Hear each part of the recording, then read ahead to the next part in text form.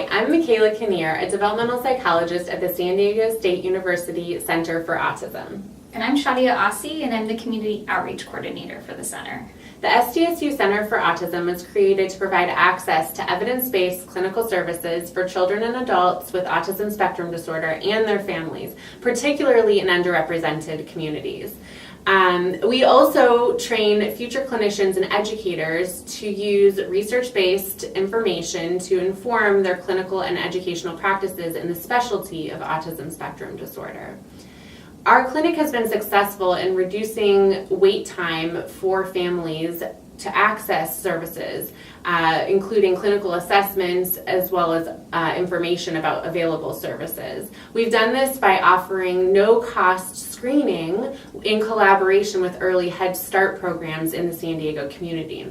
In addition to the screening, we share information from our assessments back to those programs so they can assist their clients in accessing services in the community.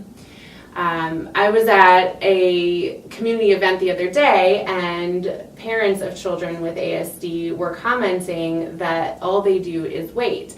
And we feel that we've been able to improve the quality of their life by decreasing the waiting that they do to access these services.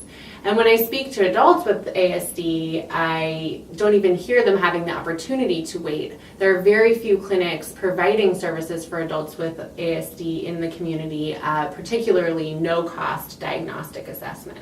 And adults that I've spoken with out in the community do express this frustration with maybe not even getting a diagnosis, which can facilitate getting treatment and services that they may need.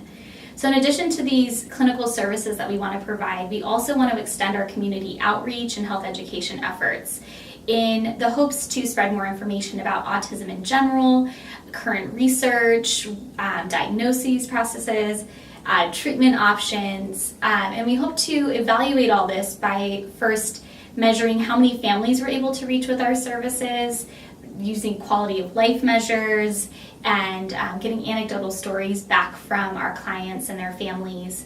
And also just seeing how many folks we're able to reach out in the community setting and seeing how many of those come back to our center to access services. So that's why we're asking Alliance Healthcare Foundation to provide additional funding so that we're able to continue our efforts in clinical services and also community outreach.